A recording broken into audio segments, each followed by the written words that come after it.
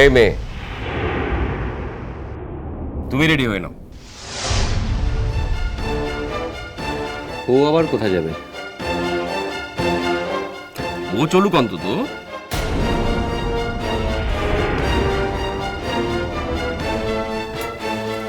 আমার সঙ্গে যাবে পাহা? চলো। না না, আমি যাবো ক্লাই। হাই মেয়ে, একজন কত বড় মানুষ তোকে তার বাড়িতে নিয়ে যেতে চাইছেন, না বলতে হচ্ছে কখনো? যা যা, রেডি হয়ে নে চট করে। না না, ওর যাওয়ার দরকার নেই।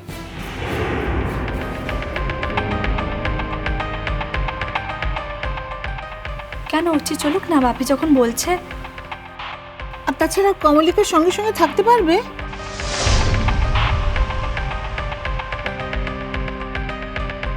হ্যাঁ, দিদিমণি যখন যা লাগবে হাতে হাতে দিতে পারবে।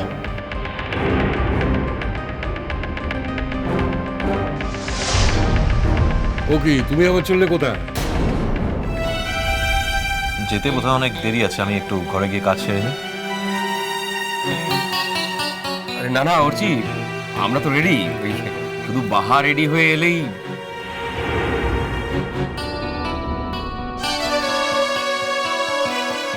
এবার যেমন করেই হোক বাহার মায়ের নামটা জেনে নিতে হবে। পুরোপুরি নিশ্চিন্ত হতে না পারলে মনের মধ্যে এমন একটা অশান্তি।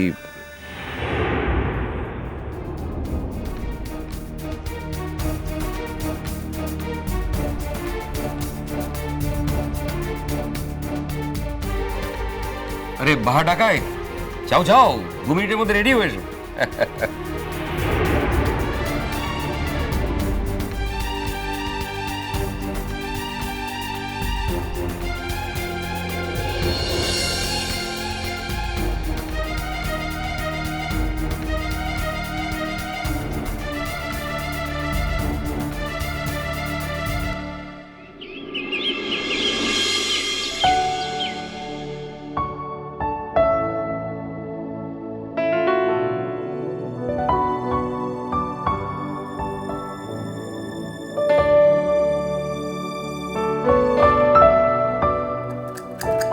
ছয় ছয় ছয়। এই নাও, এই উপরে বাদ দে। এই চাল। ও ঠাম্মি, দিদি ভাই এখনো কেন আসছে না গো? ভালো কাকু তো সেই কখন গেছে আনতে। ভালো কাকু দিদি শ্বশুর বাড়ি গেছে, ওখানে যাবে, একটু গল্প টল্প করবে, তারপর তো আসবে। আসবে আসবে, ঠিক আছে। ঠিক আছে। উফ মা, মুনিয়াটা 2 দিনের জন্য বাড়ি ছাড়া হয়েছে, আর মনে হচ্ছে মেয়েটা যেন কতদিন বাড়িতে নেই। যাই বলুন মা, আমার কিন্তু একটা কথা সারাক্ষণ মাথায় ঘুরছে। মেয়েটা আমার বাড়িতে সারাক্ষণ এসি চালিয়ে ভালো করে হাত পা ছড়িয়ে ঘুমোতো, এখন ওর শ্বশুর বাড়িতে তো সেরকম কোনো ব্যবস্থা নেই। আমি ঠিক করেছি ওকে একটা এসি কিনে দেবো। খবরদার বৌমা,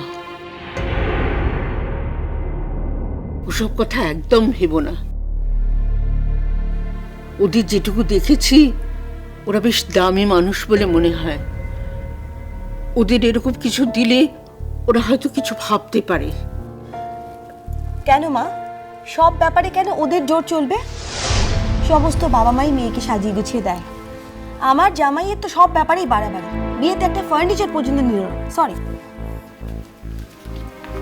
ও বৌদি, কটা ছেলে এরকম হয় বলো তো?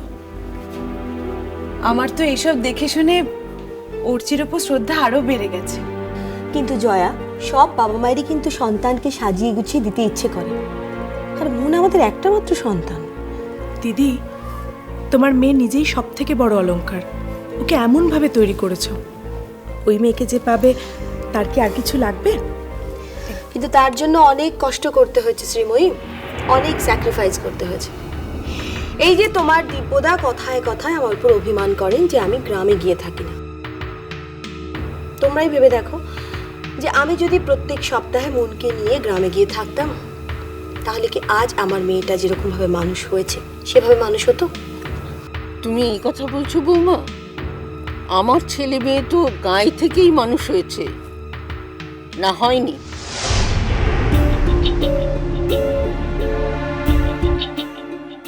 ওই গাঁয়ের জল বাতাসেই তো পয়মন্তীর বাবা দেশ জোড়া নাম করেছে।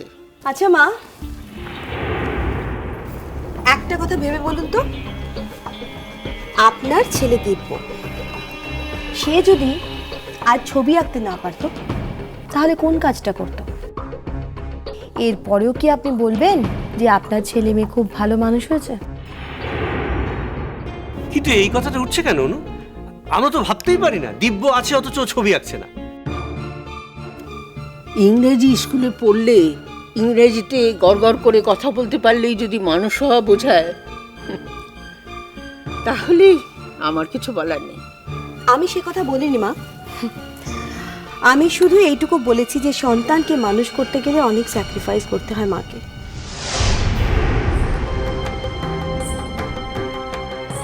আপনারা বোধহয় ভুলে গিয়েছেন যে আপনার ছেলে দিব্য হঠাৎ করে একবার 7-8 মাসের জন্য কোন সাঁওতালদের গ্রামে গিয়ে পড়েছিল। তখন কিন্তু তার নিজের মেয়ের কথা একেবারেই মনে ছিল না মা। আসলে দিব্য তো আর 5 জনের মতো ছকে বাঁধা নয়, ওকে আর সকলের সঙ্গে গুলিয়ে ফেলাটা ঠিক হবে না। আসলে কি জানেন, বাইরে থেকে এই কথাগুলো বলা খুব সহজ, কারণ তাকে তো কোনো দায়িত্ব নিতে হয় না। কিন্তু যাকে ফেস করতে হয়, সবকিছু সামলাতে হয়, সেই বোঝে শুভদা যে কত ধানে কত চাল। দিদিভাই এসছে, জামাইবাবু এসছে।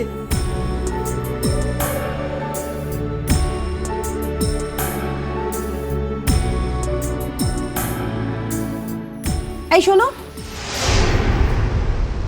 কি কাকিমণি? তুমি কখনো আর দিদি ভাইয়ের বর অর্চিকে জামাইবাবু বলবে না, বুঝেছো? অর্চিদা বলবে। চত্ব সব গাইয়া কথাবার্তা, জামাইবাবু আবার। আর বলবো না কাকিমণি।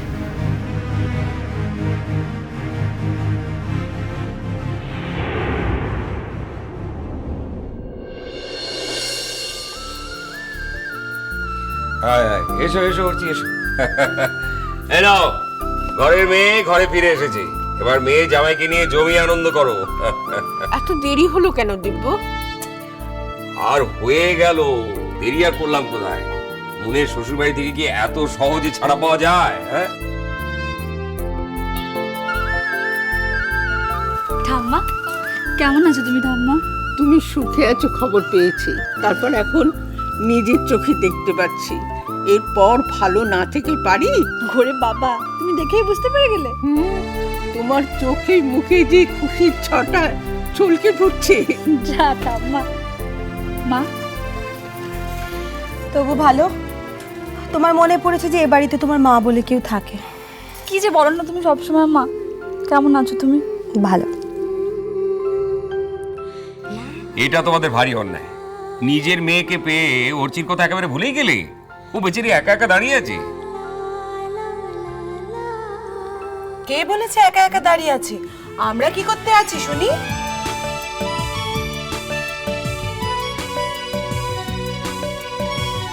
গৌরাঙ্গ, কেমন আছো দাদু ভাই? থাক থাক, আগে নাতনির সঙ্গে কথা বলুন, তারপরে সময় বাঁচলে আমার সঙ্গে কথা বলবেন। একদিকে গৌরাঙ্গ বলে রাখছেন, আর অন্যদিকে যে গৌরাঙ্গ একা দাঁড়িয়ে রয়েছে আর স্ত্রীর অধিকার খেয়ালই নেই। দিদি ভাই, সোনার গৌরাঙ্গ যে আমাকে জব্দ করে দিয়েছে।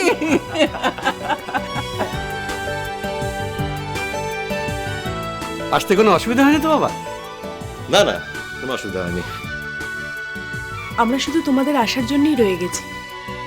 কাল সকালেই আমরা চলে যাব। আপনারা চলে যাবেন আর ঠাম্মাও কি চলে যাচ্ছেন নাকি? হ্যাঁ বাবা, মাকে একেবারে নিয়েই যাবো কাল।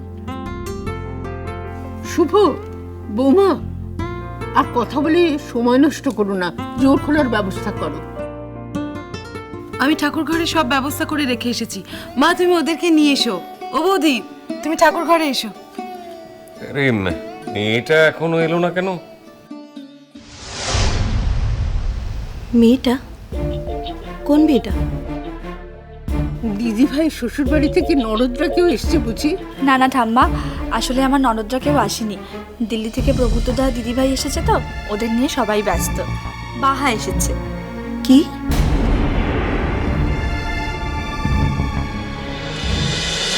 মিষ্টি কুটু মিষ্টি কুটু মিষ্টি কুটু